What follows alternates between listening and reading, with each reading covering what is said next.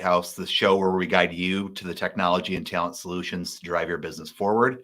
My name is Joe Ray. Glad to be back as your host this week. Wanted to thank everyone who tuned into last week's conversation. We had a really great attendance and good conversation about the new pay transparency laws in New York State. So just wanted to say thanks to everyone who tuned in and looking forward to a really exciting show today. I first met our guest maybe around January of this year. He and everybody on his team have been the biggest Buffalo boosters since they arrived here this year. They made a long trip over coming from London and brought their business here to Buffalo as part of the 43 North cohort.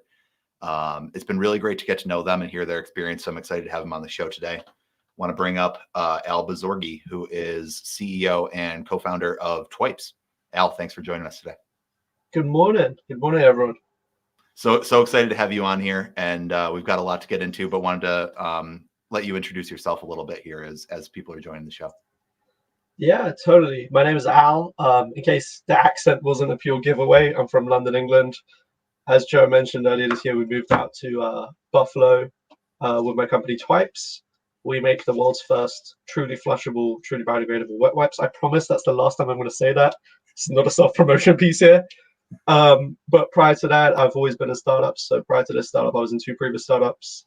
I've always kind of been the marketing, salesy, doing the presentations type of guy. I was in a startup that exited with Bev, which is a giant brewery company. They make like Bud Light.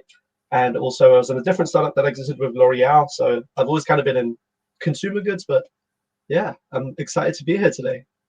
Yeah. It's always great to talk to you too, and kind of chat that marketing background too, and how it goes into developing a company. And we're in different worlds. You're in consumer products, and I'm in kind of more B2B tech work and that kind of stuff as well. But always a lot of good overlap there.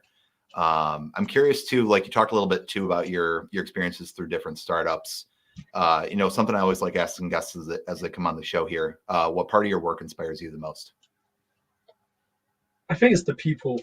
It's a super cheesy answer to say, but throughout my career in different companies, even now with Twipes, as we're building a team and growing the team, every time I have people that kind of rely on me or look up to me in a way, like being a CEO of a company, ultimately the whole team kind of relies on you. And that inspires me because it's like, oh, poop, I've got to do well for them. I can't mess up because people rely on me right now. So I think the biggest inspiring part is like getting to know people and like knowing that people put their trust and their faith in me, and that I have to repay that trust for them. Mm-hmm. Yeah. It's a when you're in a startup environment, it's really, really scrappy. Like everyone's got their hands in a lot of different things, but also just you really build trusting relationships within there, I bet, and that's got to be a really big rewarding part of your work too. 100%. The relationships is big part of startups until you get to that phase when you're like a corporate and everybody has 200 meetings a day, but we're nowhere near there yet. Love it. I'm excited to get into your journey a little bit here, Al. Twipes, I know, was part of the 43 North finals last October, and pitched your way into being a member of this year's cohort that's been relocated to Seneca 1 in Buffalo here. Was really impressed by your guys' pitch last year too, doing the biodegradable wet wipes and putting one in a water bottle and biodegrading it right on stage in front of everybody was a great experience. So curious just to kind of hear your journey about applying to 43 North, bringing the company to Buffalo. What was that process like for you and the team? Totally. For anybody who doesn't know, I presume 95% of the audience does know, but for anybody who doesn't know, 43 North are an organization who every year pay out $1 million to 5 different startups to move them to Buffalo, New York. Awesome organization. I couldn't shout about them enough from the rooftops. The finals are October 12th, Shays Theater. You can also tune in on YouTube if you don't live in Buffalo, but if you do live in Buffalo, come on down. You can go to Ticketmaster, Shays Theater, get tickets October 12th, 6 p.m. Be there. There you go. Always a promoter. Love it. Can you tell me work in marketing? But no, in terms of the experience to get there, nobody ever sees kind of the other side of it. So I know this year they had close to 8,000 applicants. The year that we applied, it was just over 7,500 or something. So it's always a lot, and there's multiple stages before you even get to here. There's several video calls, there's due diligence calls. At one point, this is genuinely a true story. They hire a private investigator and they make you sign a waiver that you agree to be investigated by a private investigator. I'm just like, okay, please at least share the results with us. But it's a long stage to get there. But the 15 companies that make it to semifinals and finals, they're all incredibly amazing startups. We're still in touch with actually some of the startups that we met last year who didn't make it, and they've actually gone on to do amazing things as well. So even just to be one of the 15 finalists is a big kind of stamp of approval that you've passed those kind of hurdles. Yeah, and there's 15 more incredible companies coming to Buffalo in 2 weeks here for the next round and the next cohort that's coming here in 2024. So really looking forward to all that experience. What were some of your first impressions of Buffalo too? I know I think the first exposure I had to Twipes was seeing you guys on Instagram and going around and doing Made of the Mist and really seeing the city and all those kinds of things during your finals week. So was it your first time coming to Buffalo then, or what was kind of your initial impression? That was not my first time coming to Buffalo. I'd previously been to Buffalo many years ago, like about a decade ago, for someone's bachelor party, because we were going up to Niagara Falls. But that was my first time actually having more than 1 or 2 days to explore Buffalo. So it was like my first time really experiencing Buffalo, if you will. Got it. But our first impressions, this is a wild story. So we actually moved the week after that historic snowstorm, which everybody kept telling us, hey, it's once in a lifetime. It's once in a lifetime, I promise. Then immediately the week after, he had the secondary snowstorm, which was less than the first one. But it was like, yeah, sure, this is once in a lifetime because we just had 2 in 1 week. So that was the winter this year. Yeah. That was quite a wild experience. But the good thing about that is, like, once you fall in love with the city, it's like it's only up from there, right? Because it's like you've experienced that winter. You've experienced that harshness. Like, you've seen the worst. Like, that's it. Like, it's only up, and then you just see all the positives and fall in love with the city. And I think the most amazing thing has just been how welcoming everyone here is here. The cliche stereotype is this is the city of good neighbors, but at least we found it to be a stereotype for a reason, because genuinely every single person I meet is just like, oh, what do you do? Oh, that's so cool. Like, they're supportive. Whereas, like, previously, having lived in London, I've lived in New York City and Boston for a short periods of time, 5-6 months at a time, and in those cities nobody cares. Like, you could walk down the street and try to talk to someone and they don't have the time of day for you, because everybody's just snap. They've got their own things to do, the more important things to do than to talk to you. And it's just such a different experience going from, like, London, hustling mega city of 8 million people, to Buffalo, where even, like, the greater area and county and stuff is 1 million people, but, like, it's still so much more warmer and friendlier. It really is, and that's one of the favorite things that I always tell people about Buffalo that stands out from different cities, is that it's one of the few places where you could genuinely be passing someone on the sidewalk and just look them in the eye, say, hi, how are you? And they'll say back, I'm doing good. How are you? Good. And actually have that even a brief interaction, as opposed to just dodging eye contact. Like it really is city of good neighbors, and people are, just kind of in that friendly mindset, which is actually a really good pivot point into my next question here too. And just kind of thinking about your team coming over from London to Buffalo, and still, having some work going on internationally all over as well. I know your other co-founder, Elle, is back over in Europe right now. How's that experience been, throughout this year with the cohort and bringing the product to Buffalo? I think it's been the most challenging thing has kind of been, like, maintaining team cohesion. I'm sure you guys experienced this with the kind of the tech world, and after the pandemic, a lot of people went to working from home. And when everybody's working from home, especially on different time zones, it can be very difficult sometimes to kind of keep the team cohesive and on the same page and working towards the same goals. And, a lot of that comes down to leadership and us trying to not be a dictator, but also making sure everybody's on track for the right focus. But also at the same time, giving everybody the freedom to get to their path on their own journey, if that will. But that's been the most difficult part, has been kind of keeping a team cohesive and together on the same page. But the bright side of it is being kind of spread across multiple time zones does also give us greater breadth to do stuff. So, for example, this is a real example, but a few months ago on a Friday at like 6 p.m., I was in London at that time. I got given a set of figure. They were like, hey, can you get this done by Monday morning?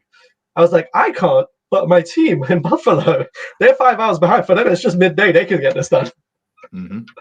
So, pros and cons, but I think the biggest part of it has been after the pandemic, obviously with tools like Zoom and many other collaboration tools, Microsoft Office now lets you collaborate on a document virtually at the same time. And these sort of things have just made it easier, at least, to be able to do that. Whereas I can't even imagine what this would have been like a decade ago. Hmm.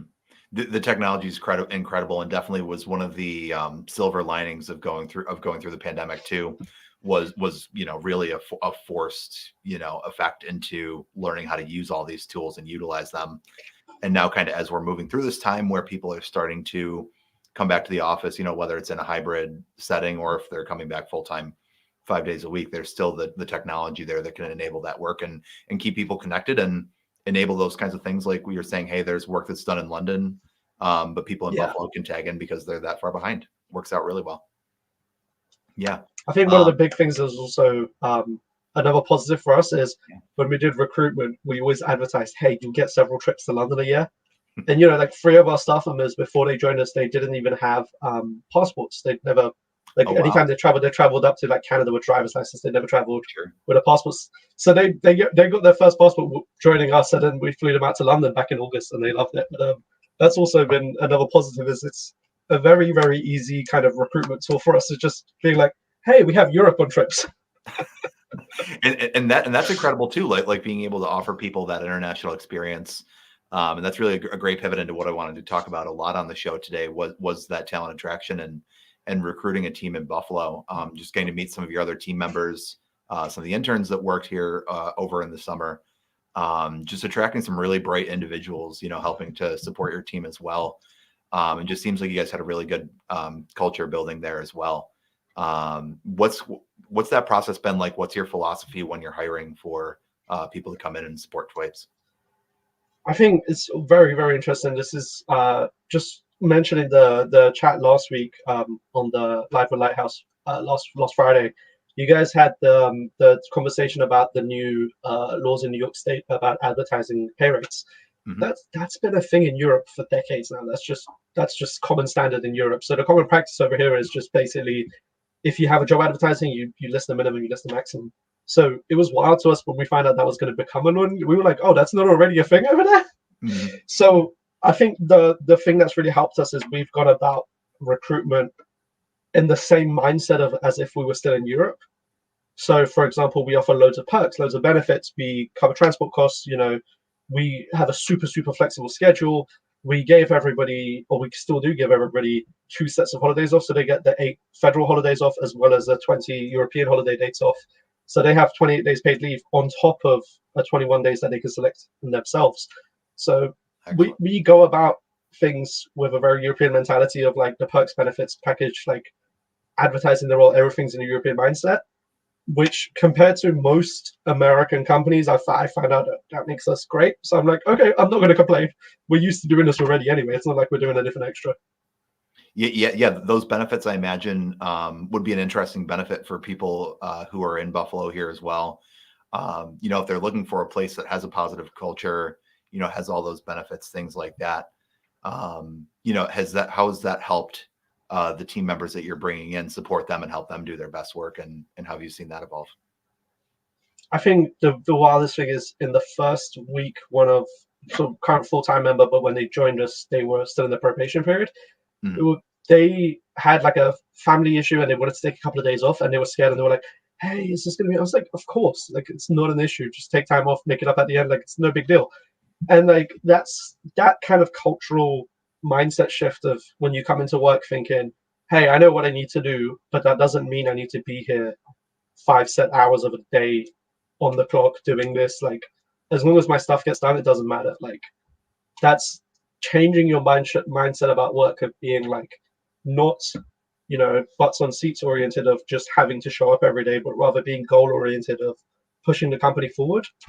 It's a cultural shift that for many people it can be very difficult to do, but especially in a startup it can be very, very difficult to do, because I know most startups, they have 1,000,001 things going on at once. So you can't just set one goal because you have 100 goals happening and everybody's doing 1,000,000 things.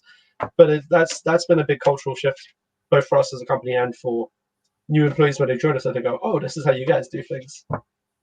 It's incredible, and really interested in how that works and like what systems and processes are in place to make all that happen. We previously used a tool called Asana, ASANA. We're now starting to migrate out of that to another tool called Monday.com. Okay. But generally, it doesn't matter which tool you use. You can use Microsoft To Do. To Do is a great checklist tool as well. You can use if you have a physical office, you can use a physical Kanban board, which is just literally a Japanese concept of having the sticky notes on the wall, and it's like tasks to do, still needs to get done, overdue. But as long as you have some sort of system in place, whether it is physical sticky notes of just seeing, this is everything that needs to get done in the company, and this is the people currently actively tackling certain tasks, so you don't tackle the same task as somebody else, because too many cooks in the kitchen obviously doesn't work out well. But as long as you have some sort of task tracking system, Jira is a great one in the technology space as well for task tracking and bug tracking. But as long as there is a system in place, I find that to be phenomenal use of giving people independence to do the task they feel best with, whilst also giving them kind of a goal to something to achieve for. Incredible. So we've talked a lot about the culture and the benefits. We've talked about how the work gets done in terms of talent attraction and recruiting. What's been most effective for you to go out into a place like Buffalo and find people who might be interested in working with your company? It sounds strange to say because this never worked for us before in Europe, but in-person events. So currently in Buffalo, we have 8 people, including myself as well. And out of those 8, 5 of them we met in person, physically at an event or at a show. Wow. And we're like, hey, we should have a conversation. The one that always cracks me up because it's a hilarious story is our current PR and comms guy. He was a journalist at the local Channel 4 station, WIVB. And he was doing an interview with us. He was interviewing Twipes. And during the interview, we were just like, hey, listen, you're great at this. You want to just come work for us? Wow. But that's kind of how we go about things. But that's never been our recruitment strategy in the past. In the past, we used to do like formalized, put out a job advert, let people apply, Whereas now we still do put out job adverts for every role, but more often than not, because some of the people we have recruited have just been formal applicants, but more often than not, we've met someone somewhere for, hey, you have this skill set for this. We've actually been searching for this. Do you want to interview? And sometimes they say no, sometimes they say, sure, come check it out. What's the worst that can happen? And it ends up working out great. Yeah, and that's such an incredible story too, because that's also, within the building that we work in Buffalo, in Seneca One, that's part of the core philosophy here of these. The term I hear get thrown around. The term I hear get thrown around a lot is called creative collisions, and when people come together around a common interest, and there are those interactions like that, then you get the opportunity, you get the inspiration, you get the spark of, hey, maybe it would be great if this person came in and worked together. So that's an incredible story that someone was interviewing you, and you start a conversation from there, and then that leads to a job opportunity, which is incredible. Just really, I mean, you are. I would say you're the king of creative collisions. I know you host your regular Wednesday coffee meetups in the Seneca One underground coffee store. So you're the king of this. Team Lighthouse is always out around, so thank you. Thanks for the shout out there. And if anyone's in Seneca One and bumps into a Team Lighthouse member at our mobile office, we'll say hi for sure. And speaking of networking, we've got our first comment coming in from LinkedIn. Shout out to Cameron Smith, great guy over at Tech Buffalo. Cam says everyone knows everyone in Buffalo. The world's largest living room is also another phrase that I've heard about the city of Buffalo, New York. You never know what can happen from networking and collisions, and that's absolutely true. Buffalo is just such a genuine city of people who will have an interaction and say, how can I help? Really just kind of come forward like that too. I imagine with the 43 North cohort, I know a lot of what helps the startups grow is that aspect of, hey, we can make some introductions, we can help you find the community resources and the partnerships that you need to grow a company like Twipes. Have there been any other organizations that you've kind of gotten to know over the past, looking at 9 months or so here that have really helped you, get started here? Yeah, I think there's been some incredible organizations. Peter Berkowski at UB's Cult Space program, they run kind of a small business incubator accelerator over at UB, University of Buffalo. They've been awesome just in terms of we're not on any particular program with them, but whenever we need to reach out and say, hey, can we just pick your brain on this idea that we have? And he gives us 15 minutes of his time. So they're an awesome organization. UB in general is also very supportive of startups in general. They have hundreds of programs from the Cultivator to the Blackstone Launchpad to on multiple campuses, just different programs running support for startups. So they're awesome. I know Pete Petrella, Aileron, and kind of Forge Buffalo coming out through that partnership. They've been amazing with recruitment as well. You know, we're talking about the events where I met people. A lot of these events are organized by Forge Buffalo. So they've also been an awesome organization. But yeah, Buffalo is just, like you say, a very, very friendly city. It's a whole community of support, and in our work at Lighthouse too, we see that a lot too, of being able to be connectors and make introductions for people. You know, helping them find the solutions they need is at the core of what we talk about when we say be a lighthouse. Is something that I know you're a little bit familiar with as well. So, you know, really glad to have this community where it's very collaborative. Talking about UB as well too. You know, another great area where you know, lots of just different conversations happen, lots of different you know, like the Cultivator you said with Peter Burkowski. Blackstone Launchpad is great too. I want to give a shout out to anybody from Blackstone Launchpad who might be watching the show today, because I was just there last night giving a presentation on personal branding and social media. So really great, just so many different organizations there. You know, lots of support here in the Buffalo community for sure. You know, really want to kind shout outs to Hadar Borden at Blackstone as well. Yeah, she is a powerhouse. She is always organizing different events.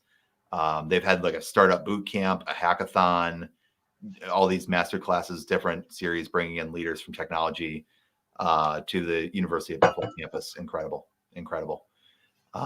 Wanted to kind of give you an opportunity here, Al. Just kind of any closing thoughts here as we wrap up.